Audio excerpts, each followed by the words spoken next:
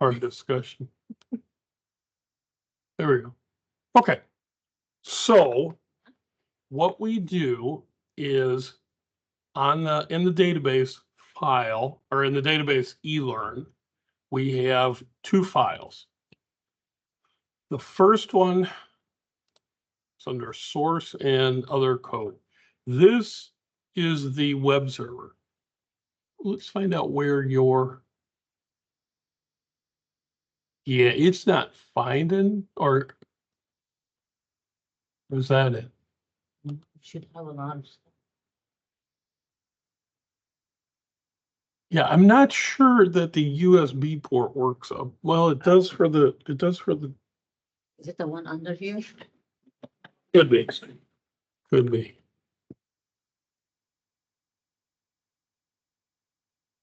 If you want to try it. Ready? I'll get out of your way. Okay. All the way down on the floor. Now you see why I got this, this USB. Yeah, you're not wrong. Okay, sure. This one works now. Let's find out. Okay. Oops. Oops, you got it? It's fine, I'm good. Okay, good. Do you have a folder you want me to put it in? No, you just make a database folder. Okay, if you want. you can do that. Hold on.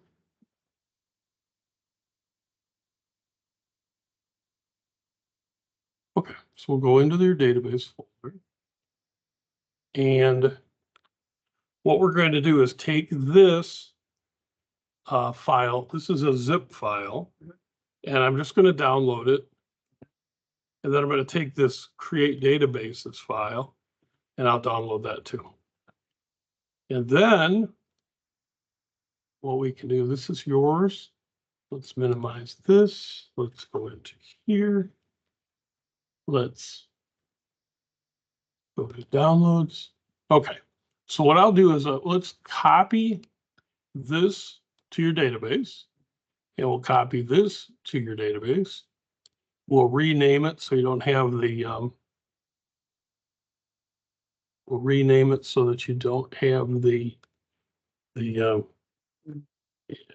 whatever they call it, in this one. And this database follows the textbook that I have. Okay. All right. So what we do is let's create another folder, and let's just call this one engine or something like that. Okay. So what we're going to do is the student would download these to their hard drive. Yep. And we could this USB web server will extract it to not there. We want to extract it to this, to your database, to the engine. Okay, so all we have to do is extract it to the engine. We don't have to install it or anything. So what you would do is you go into your lab, you plug in your hard drive here, you'd go right out to the database engine folder and execute the executable. Nice.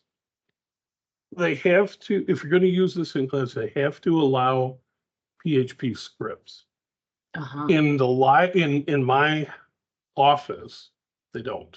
But here, library, pretty much everywhere else, it does. Yeah. But in my machinery, it doesn't. Yeah, yeah. And I can when we're done, if you want, I can show you what happens if they don't, because it won't allow any of this to work. And so I don't know why they've got it shut off in my office. Probably because they don't want me to mess around with stuff.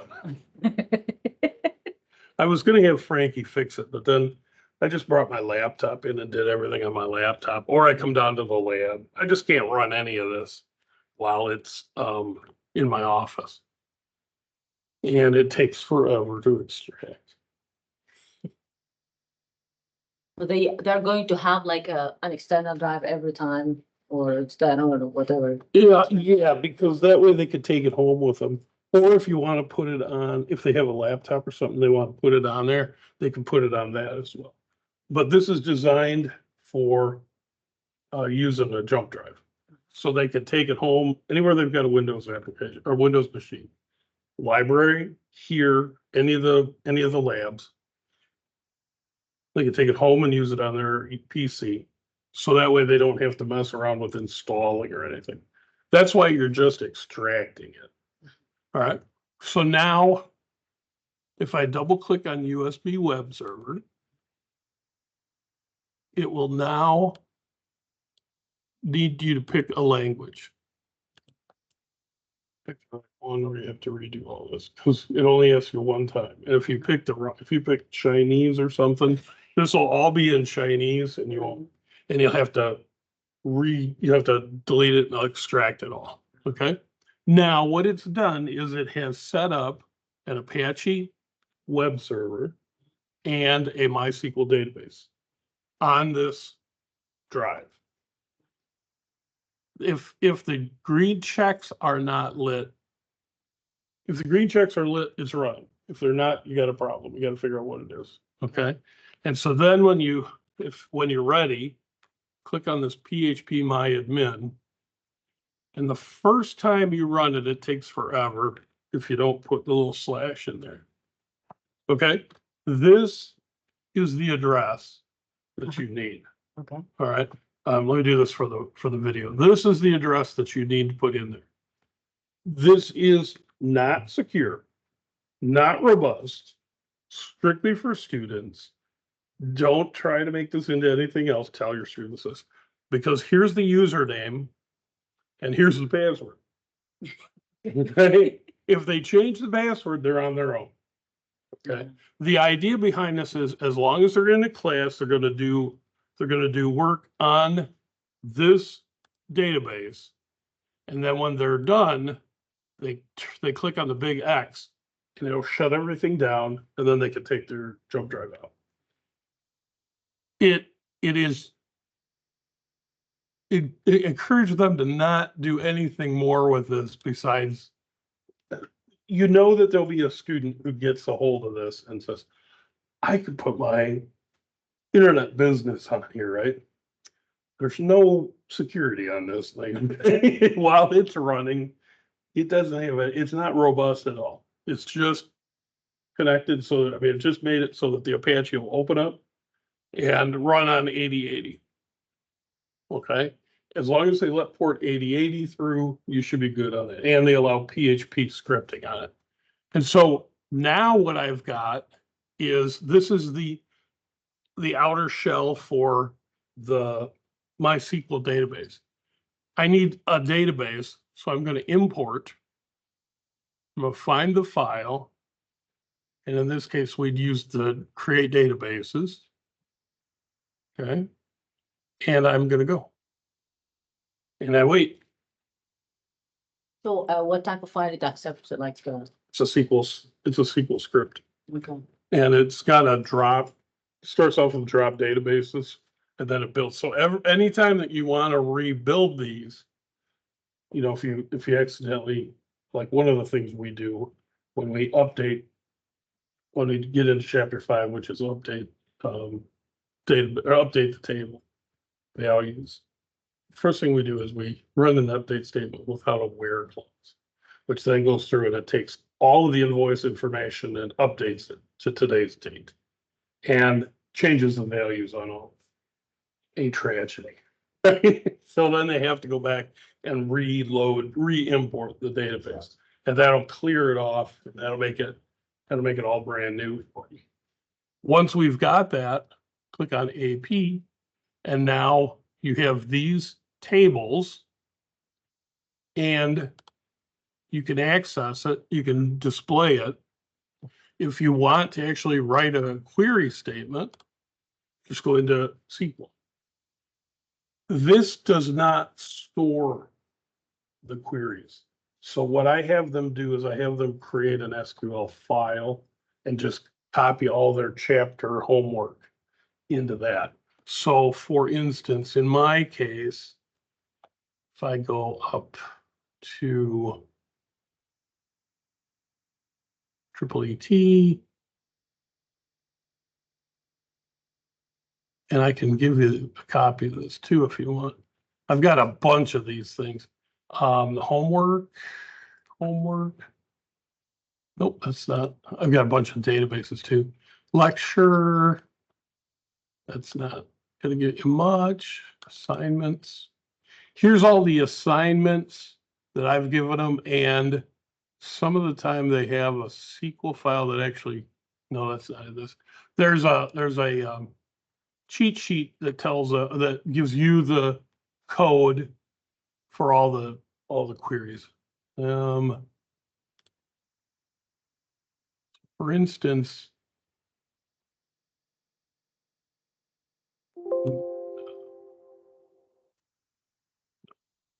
so here, this is actually in chapter. This is in chapter 7. All right, so what you do is take this, copy it, paste it here, and execute it over here. But again, the downside is that it doesn't store any of this. So you have to have it on a text file. Don't use a word processor, because the word processor will put in characters that MySQL doesn't understand, like the quotes. Yeah, don't use a word processor. Use a text editor. Okay, and so then just write your code. And what I do is I've got all my code. I gotta find it because I got lecture tonight. I've got all my code sitting.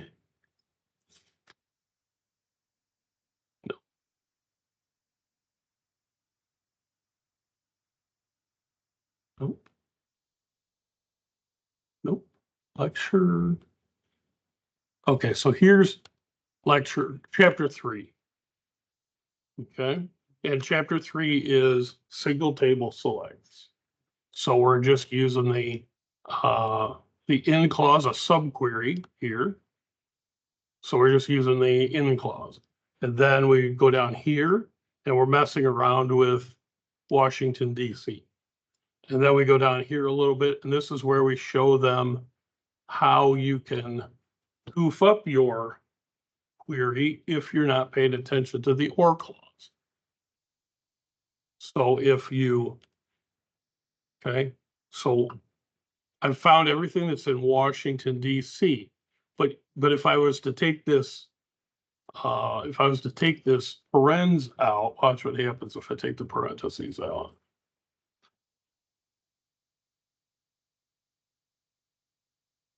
Okay. Finds Fairfield, Iowa. That's because if without the parentheses, it says everything that's before the or clause or everything after the or clause. Okay, so if you don't have, this would give you everything that's in Washington, D.C. and anything that's in Iowa. Okay, so you have to be careful with your parens.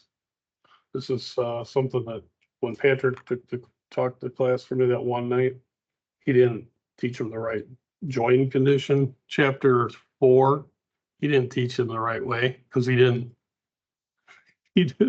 follow. He didn't read any of it, and so we were creating.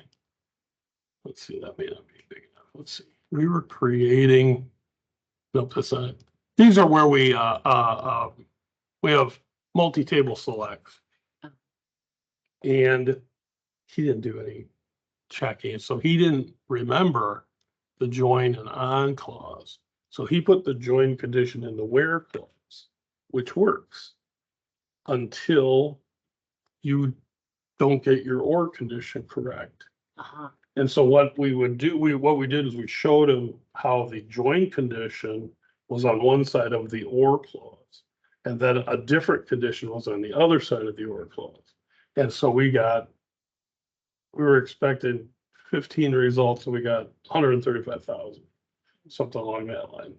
Because if you don't do your join clauses correctly, like this is an example that I give them. This is what in chapter 4, the multi-table selects. This is what it should look like.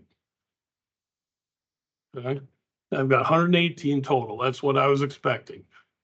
Now, if I put it in here and I take away all the join clauses, okay, it will still run. Oops.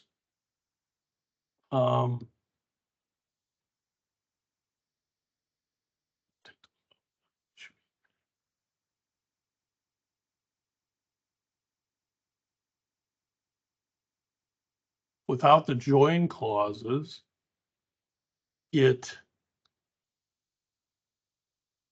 is a Cartesian. All right, let's do this. Oh, join, I'm sorry, without the on clause. Let's try that again. If I take out the on clause here, and I take this on clause out here, I'm expecting 118, right? This should be your first indication that there's a problem, because 118 doesn't take very long for it to find. But if you write your code without the on clauses, you'll get a Cartesian product, and you'll have 16 million, Oh my. or no, 1.6 million. Okay. Notice it didn't have any problem doing it. Okay. So, but yeah, without the on clauses, it doesn't know how to join them. So it joins every record in every table. So it joins all of the first vendor with the invoice, the entire invoice table with the entire invoice line items table. And then it goes on to the next. So the line items, the invoice table, the vendor table has 122. The invoices have 118. The invoice line items has 120. So you take 122 times 118 times 100. So that's 20. like, that's like out the product in algebra, Yeah. like multiplying this, and they're gonna Yeah. have, like, each one will be joined. Mhm. Okay, That's called a Cartesian. okay. Okay, where everything. So if we were to take those three numbers, multiply them together, that would be the number you would get. Okay. So it's real easy to do multiplication if you want it.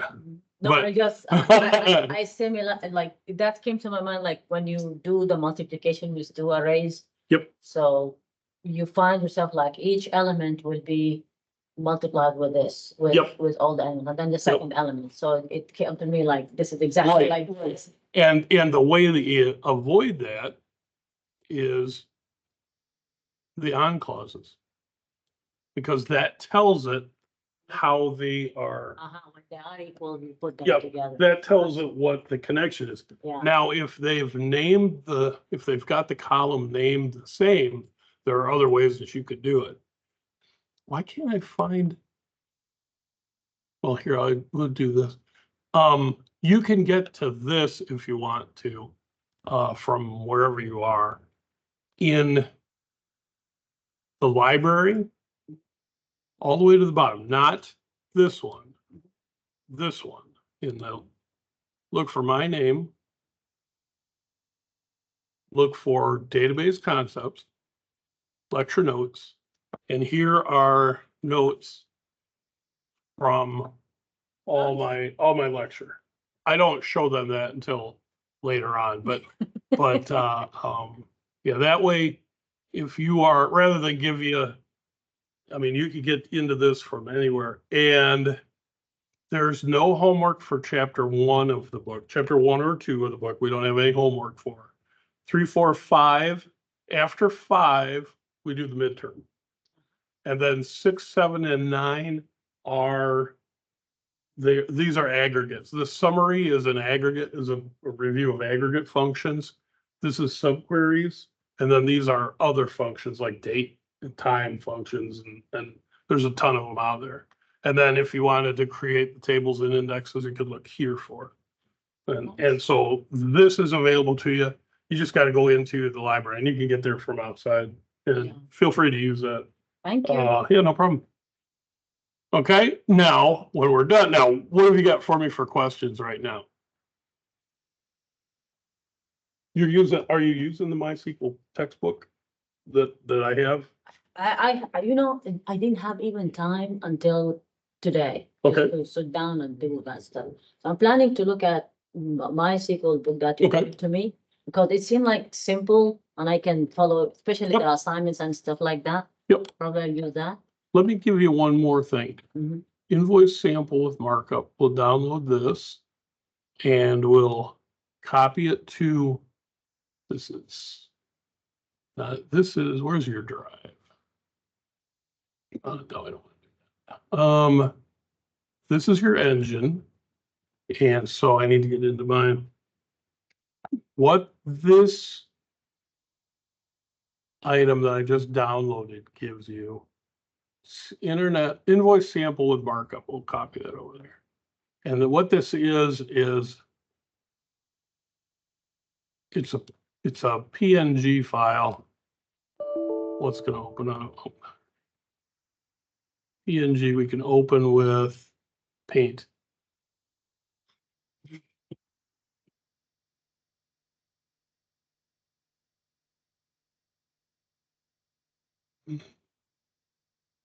This is the reason that students take my class, is this high-tech graphics.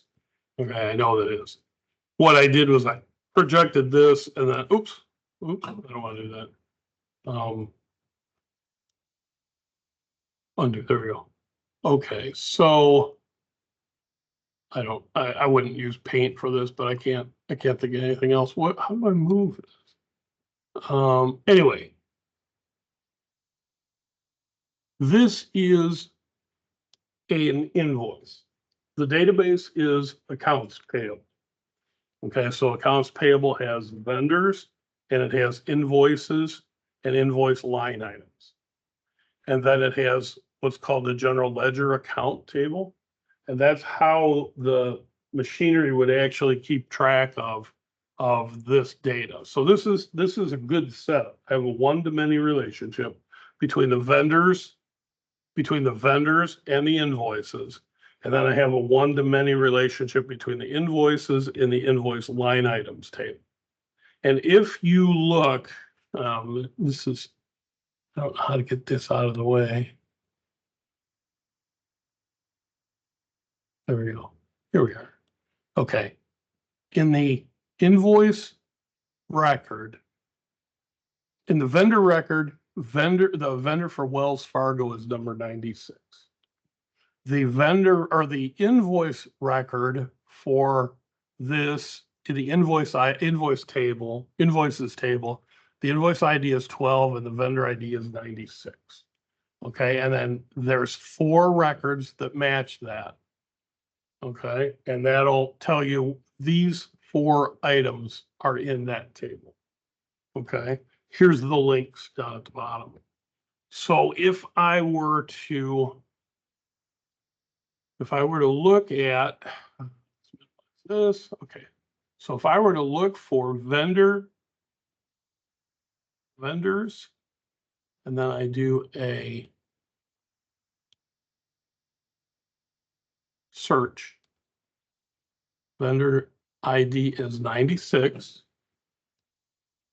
This will find Wells Fargo Bank, which is this outside thing. Now, if I look at the invoices, search on that, my invoice record is going to be invoice ID 12. Okay. And so 12 is the invoice information. It links to vendor number 96. And here's all the data that you get from the invoices table. Now, the detail information is in invoice line items. If I search for that, my invoice ID is 12. That's the link. Okay, so here we've got 4. And if we look at, we can see DeChico's for $50, Kinko's for 75, Office Max for 58, and publishers marketing for 478. All right, and then to get to where it says office supplies and meals, that's all under the general ledger accounts. And this would be depending upon what the account number was. And I didn't keep track of that. But here's your links to get you this information. And so what I do with the students is when I'm ready to talk about multi-table selects, we talk about accounting. How does accounts payable work? You have to have your source document. You find out who's the vendor. You find out the invoice line items. You actually create an invoices table. And the only thing that's in invoices here is this number. This number is the invoice number from the vendor. I have it as number 12, but that doesn't show anywhere. That's incremented in the background. So every time we create a new invoice, the invoice ID goes up and it'll link it to a particular vendor, and that connection will be done in the invoice record. And then any of the detail information will come over from the invoice line items table. Okay. Okay, there's a lot. There is, but it's all self-contained and there's no configuration. You just drop it in, start it up. The first time through, when you're doing this, you have to go into, let's see. The first time you open it up, you go to import, and you import the file. Now, if you mess up and you delete a whole table or something like that, just re-import it. I would encourage you to have the students do this a couple of times so that they're comfortable doing it. So if they mess something up on Friday night at 8 o'clock, they know how to fix it. Okay. And I tell them that once we get to chapter 5, they are not going to after chapter 5, we are not necessarily going to have the same number of in our result set. I assume that we're within 1 or 2 of each other, but I tell them, if you've got 17 and I've got 18, it's probably close enough. We'll look, but don't spend a whole day trying to figure that out. If you've got 1.6 million, it's not gonna be right. So, and the cool thing about it is what I also do for them is in the eLearn here, when they do their assignments, this is what the sample assignment looks like. Okay. I give them a Word document with questions. They take the code that they've worked on in their text file, put it here. They put the output in here. They just take snaps of it, put it in. And if they don't try to help me, it takes me about 30 seconds to grade. All right. Because it either is right or it's wrong. You look for the green bar, which means that it executed correctly. If they give you something with pink on it, that means it failed. All right. And so they're not allowed to give me a failed answer without a question of what did they try? Because if they give me a failed question or a failed answer and they say something's wrong, I tell them fix it and resubmit. If you don't tell me what it is that's wrong, if you don't tell me what you were trying to do, you're on your own. You have to tell me what you were doing, because I can do a lot for them, but I can't read their mind. So the homework assignments look like this. They download the assignment to their PC, open it up, whatever, I just want it back in Word form, but I don't care if they use Google Sheets or whatever. And so all they have to do is review it in one page. Okay. All they have to do is write and execute a statement that will show all information for all rows in the vendor table. So they would go out to this, and they would, in their text editor, Notepad++. I like to use Notepad++.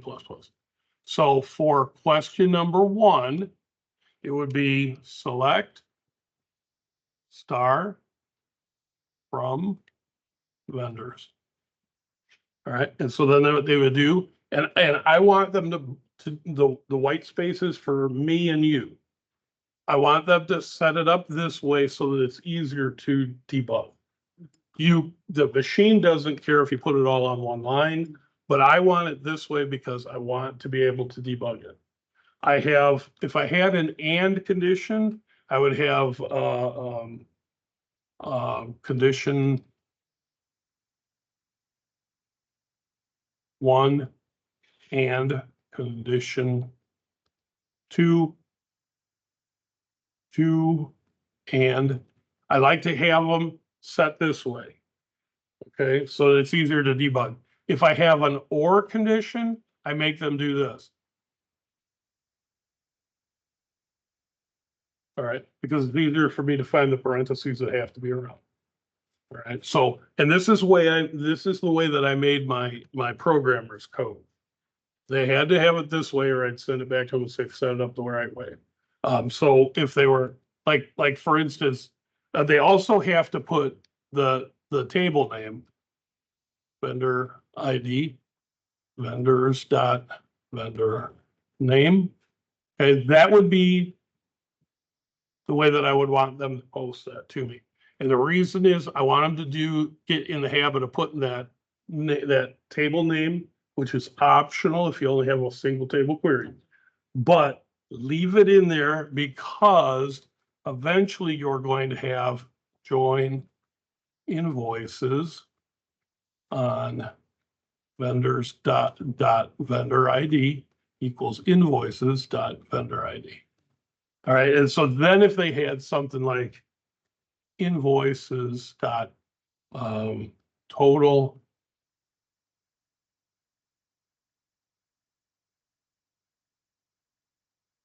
invoice total.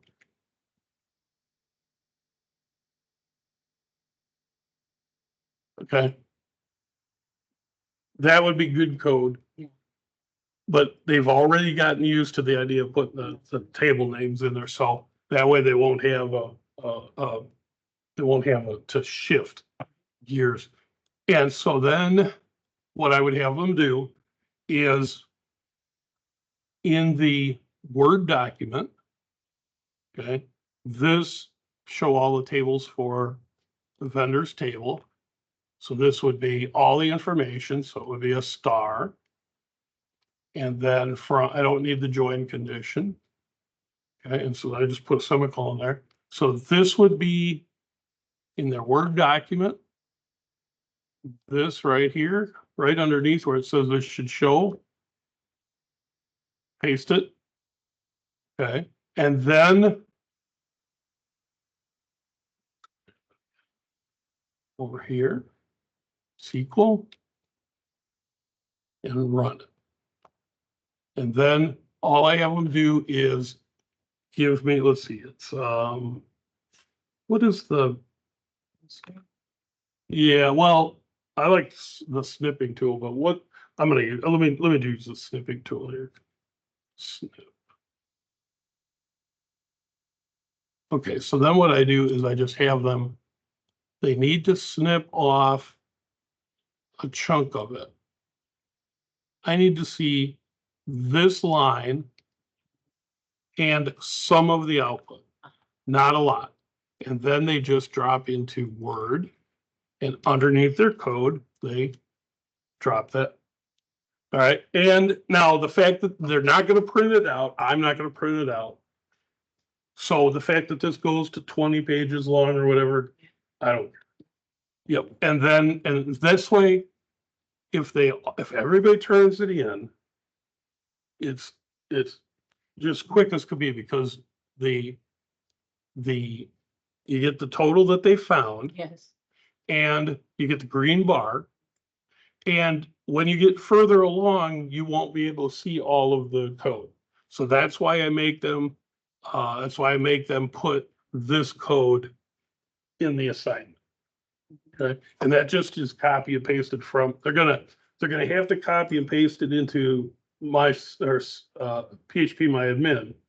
Why not just go ahead and copy it into here when they're done and they're happy with it? Okay, and so then their assignment, just do all 10 questions and they're done with their assignment. You may, what we'll do is I will zip up I'll go get the questions. I'll have to get them all together for the assignments. I'll zip them up and I'll mail them to you. All So right, then you could have it and you won't have to rewrite all of this all stuff. right, sure. All right. And it's a cool class. I love teaching it. It's one of my favorites. Yeah, it's one of my favorites. Okay, and so now when we're done, close the browser and my text editor, and then go in here and click on the green on that, and the database will have shut itself down, and the Apache engine will have shut itself down. You shouldn't have any problems with this configuration unless your machine is running something on 8080. Then it's going to bump into it. Trying to reconfigure that, that's one of the downsides of it, is that the MySQL is not, you got to dig into it a little bit to actually fix it. So if it is the wrong port, okay, but it's possible to do. I didn't want to mess with it because if I could avoid it, because the installation of, well, it is, I don't want to say installation because we're not installing anything, but all you have to do is extract it and put it out on some, just, yep. And somewhere in here is all the data. I can't remember where it puts the data, but they need, if they had a megabyte, that would be more than enough. I've done this in like 400 or 500K. The database does not store, it doesn't take a lot of room because you only have, you have 122. When I want to need a lot of stuff to like really big space. Right. And not my computer, not even this laptop will afford this. I'm scared that I'm gonna fill it. Like, Okay. Yeah. slow down the computer and stuff like that. It's already Yeah, that's slow enough. yeah, in that textbook, in the MySQL textbook, chapter 2 and appendix A or B.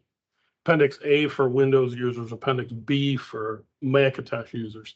That will install the latest version of MySQL Workbench. Okay.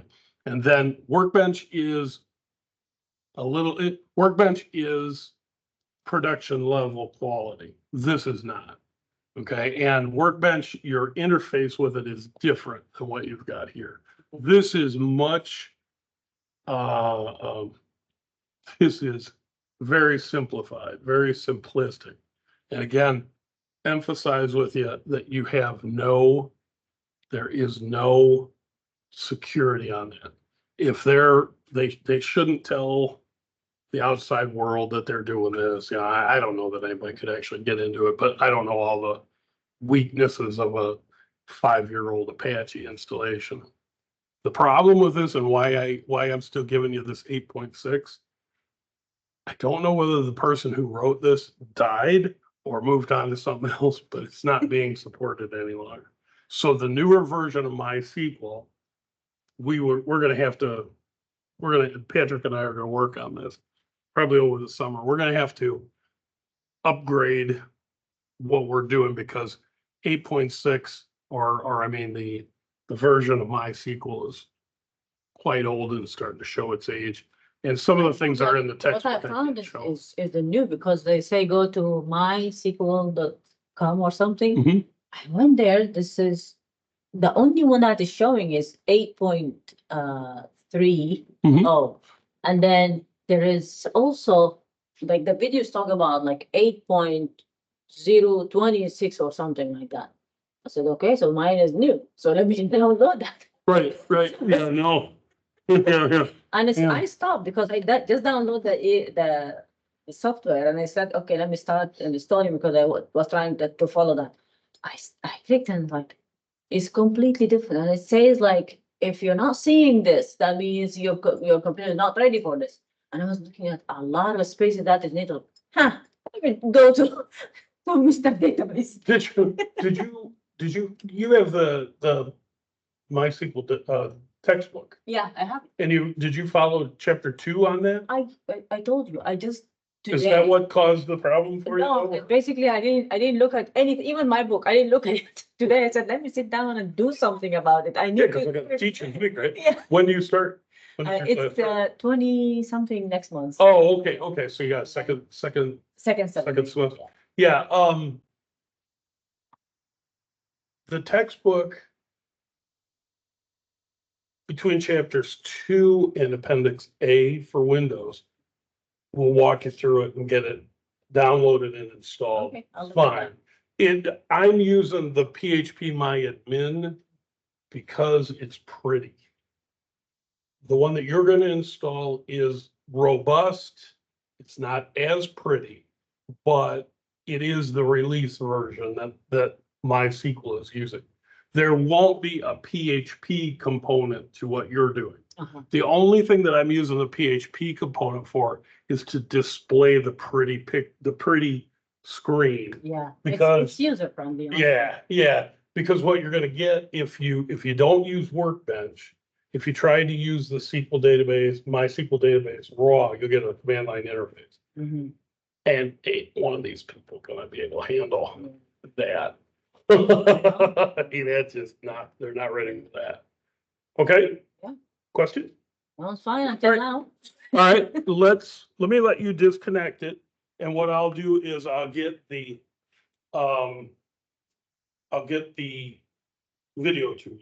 All right. And then also I'll find those assignments. When they come right out of the book, or they're in the book somewhere, but they're not exactly the same. They're the same. Thank you for making my life easy. No problem, glad to.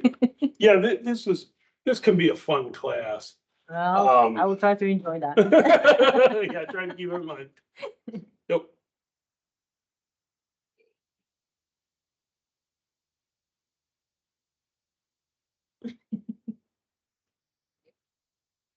Oh, yeah, I've got these jump drives all over the place. I mean, I got this file, this database. And that's the problem is sometimes I've got a database that I'm messing around with. And so I might have 5 records that are missing or something like that. So that's the way it goes. I'll look at this stuff but I need to put some time for each part that I'm doing. Okay.